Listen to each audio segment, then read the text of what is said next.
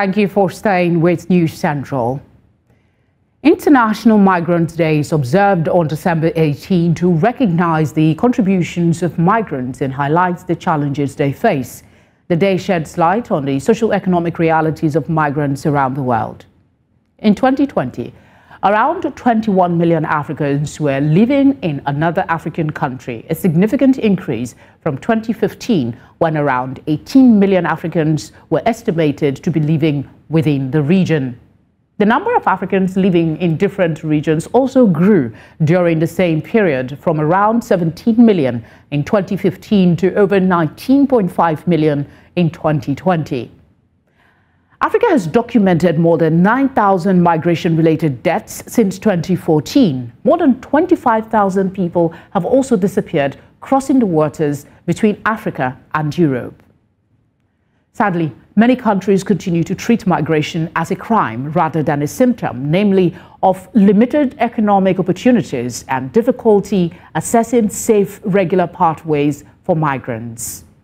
A January release tagged Trends to Watch in 2023 by the Africa Center for Strategic Studies suggests African migration has been on a steady upward trajectory for the past 2 decades. The record level of over 40 million African migrants represents a 30% increase from 2010. Given continuing strong push factors, the trend is expected to continue in 2023 and beyond. In this second half of One Slot, we will be discussing the pressing issues around migration in Africa. And my guest is Caroline Godwin, Program Officer for Migration, AYGF Abuja. It's good to have you on One Slot. Thanks for giving us your time. Thank you very much. Yes, it's a pleasure to be here. It's nice to be having this conversation with you. I'm glad you could make it. One thing that the Migration Day has been able to do is create awareness. It's been over 2 decades. Beyond creating this awareness, what would you say are some of the milestones from this observance? Well, some of the milestones from the observance would be the fact that awareness has been created, yes, knowledge has been improved in this, but then we can completely agree that it hasn't completely stopped the trend, and yet it is still increasing. But then knowledge has been spread wide. People now know the pathways. People now know that it is okay to travel. Yes, it is human rights. We have a fundamental human rights, which one of them is freedom to movement, and we can go from one place to the other. And so we understand that, yes, it is okay to leave if you want to leave. But then there are regular pathways that you should take if you must leave. So that would be one milestone that we have had over time based on all of the interventions that we've had in the region and abroad. Let's talk about the trends that are concerning when we talk about migration in Africa. Give us your candid overview of the trends that are worrying and why people continue to migrate despite the perils of such, particularly the irregular ones. Well, there are a lot of reasons why people migrate. If you ask the common man right now, especially here in Nigeria, in Africa in general, what do you think? Would you like to stay back? The first question, the first answer will be, no, I want to go out. I want to go to Europe. I want to go to America. I want to go to the UK. There are several reasons why people want to leave. Let's look at the economic condition of Africa and then narrow it down to countries by countries, Nigeria, Niger, and as many countries as we have in Africa. The economic situation is not helping, especially the youth population. So we talk about education, people need to go to school, but then they go to school, they're out of school with beautiful degrees, beautiful grades and all, and there are no job employment. There is nothing to sustain them in form of livelihood and all. Why would they want to stay? Everybody believes that there's greener pasture out there, and so they're all in the quest, running out to go and experience this greener pasture to have a better life.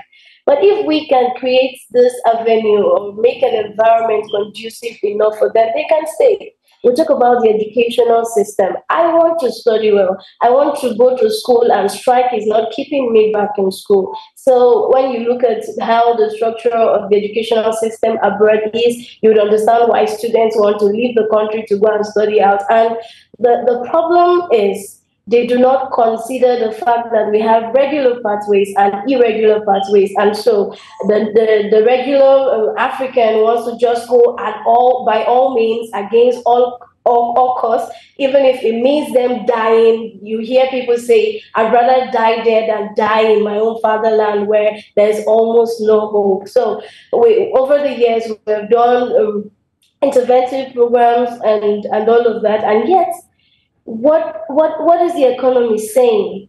How many job creation opportunities do we have? Okay, let's talk about Nigeria. We can count the number of youth who have traveled in recent times. In Africa in general, we can count how many people have died over the years at sea, even in the Sahara Desert and all that. But they'd rather go there. They'd rather take the perils of the road, of the journey, than stay here where every day they wake up, they have nothing to look forward to. Who's failing would you ascribe that as? Because this Migrant Day has been observed, like I said at the beginning, for over 2 decades. You would expect that awareness had trickled down to the lowest part of society, to the remotest part of society, for those who itch to leave the country, to be able to find legitimate ways of migrating. So who's failing would you put this at? Is it that of international organizations or governments of various African countries, or individual ignorance? Well, I would like to not point fingers at particular individuals. I will not say the government, I will not say international organizations, because the truth is, it begins at one person. Now, the government has a role to play, right? They need to create or establish pathways by bilateral agreements. Yes, they can sign that, and that would give other countries with Nigeria privileges and rights. Okay, I want to go to this country. That helps them to make the traveling processes easier.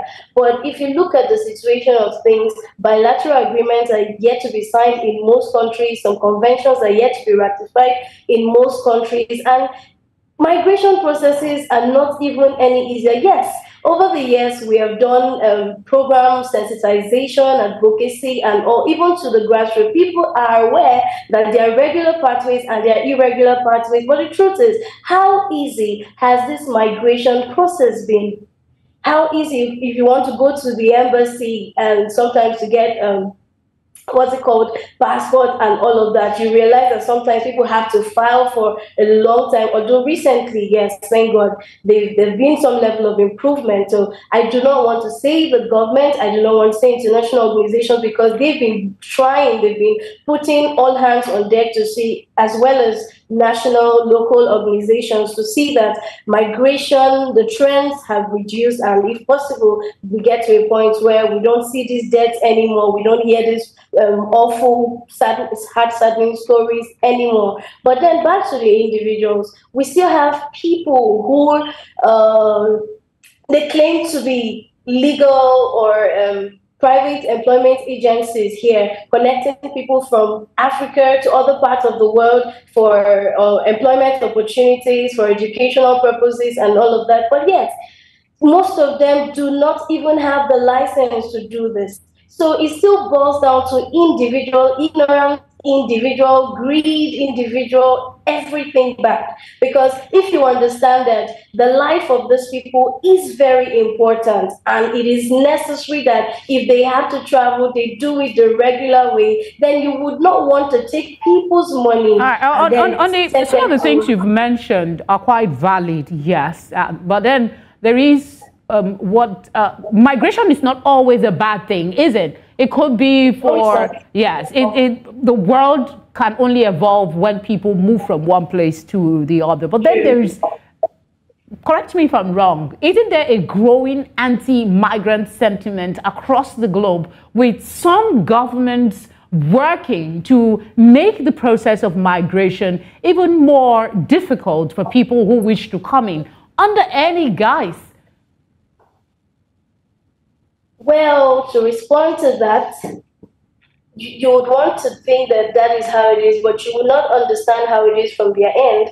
We have the right to travel, but the truth is, if we want to travel, travel right. Most times we leave the country, or people leave the country into another country and become nuisance over there, right?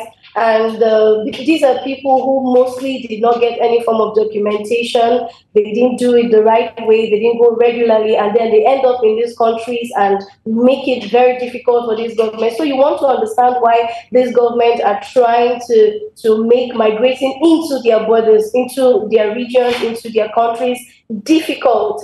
But then it comes back to the government. For example, let's say Nigeria, comes back to Nigeria, you have to sit down with this other country and then have bilateral agreements agreed and signed, and it helps. And then after this is done, we send this back out to the public to say, okay, we have signed bilateral agreements with these countries. So you are free to go to these countries, but then you have to do it regularly. And then after that, you can designate, okay, if you're going to France, this is the embassy of France here in Nigeria. So person is in charge of registration, visa, and everything. You can meet this person and go. So people are aware that we have bilateral agreements with this country. They are aware that this is where I should go to get my passport, my documentations done correctly, and then I can now travel. Right? So you do not want to completely blame other governments when they try to lock the borders because of what they're experiencing. Yes, True. It is okay for us to go, but how do we go? And when we get there, what do we do there? All right, let's take a step back and look at some of the issues that come with migration. One of them is let me see, the figure here is that it is estimated that women and girls make up half of the world's 281 million international migrants. What issues should we be focusing on when we talk about this demography of women and girls in migration? What issues we should be focusing on women and girls? How do they go? That's one thing. And from those trends, or from the report that you've heard, you realize that most of them have fallen into the hands of trafficking, especially if they did not go the right way. So this is one of the issues: trafficking in persons, smuggling of migrants, and they end up being used for domestic jobs without their rights of health.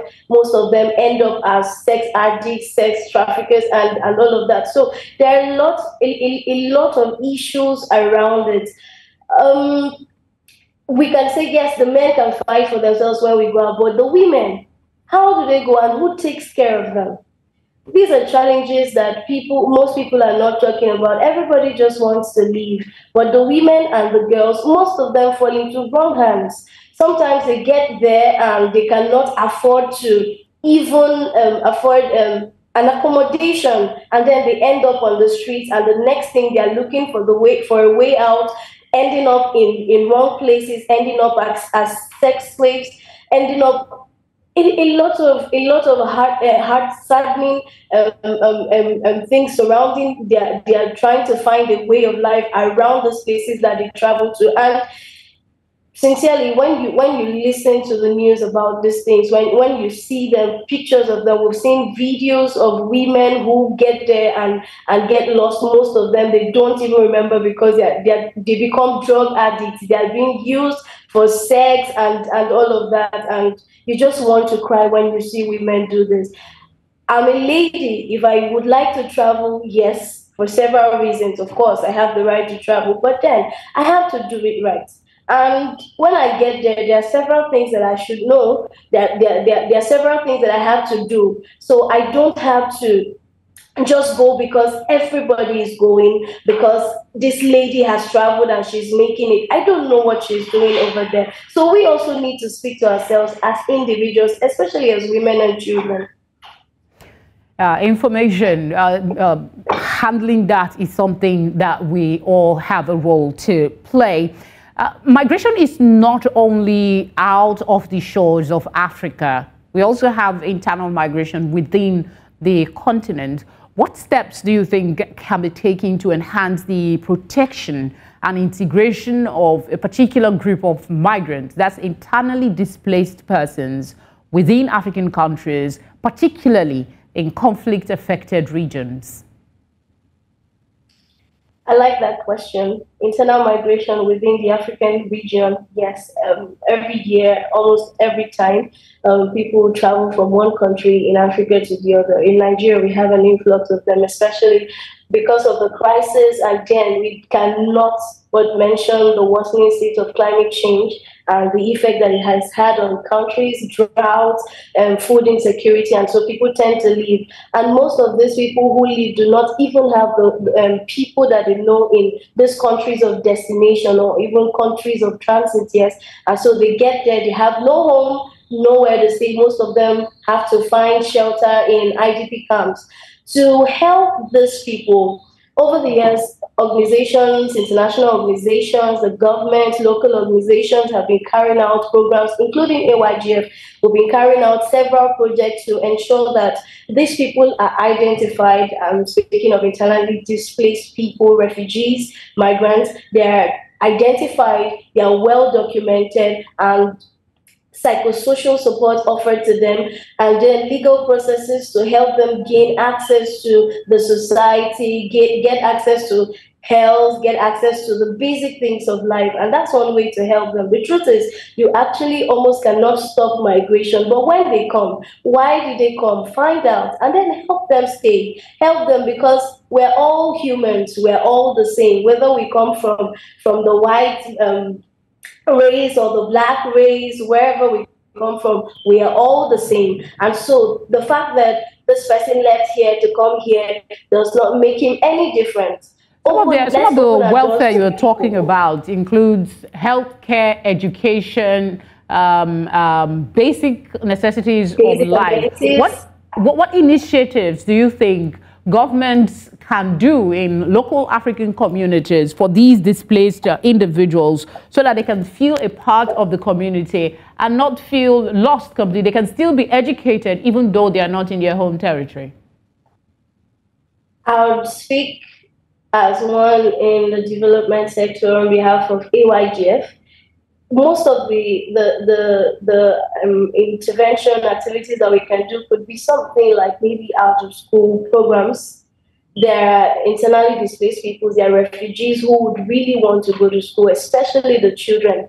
We can get to these communities, IDP camps, where their settlements basically, and see how we can get them registered into school. It would help them to have hope and even have the mind that, okay, there is a future for me. These people have accepted me, and then help to see that they are well reintegrated. We can also have livelihood programs where we teach people skills that can put money in their pocket, and so they don't have to become nuisance in the community. We can also teach them green skills where they can make, like recycling, they can learn something, waste to wealth. There are several programs that can be done. Several activities, out of school, livelihood, legal activities to help these people get reintegrated, get them registered, get them settled in the community if possible. International organizations have been working hand in hand with local organizations as well to build shelter to ensure that these people have roof over their head and then they have food at least. The government can also ensure that there are more shelters built for them. So you don't chase them away, give them a roof, give them something to look up for. Yes.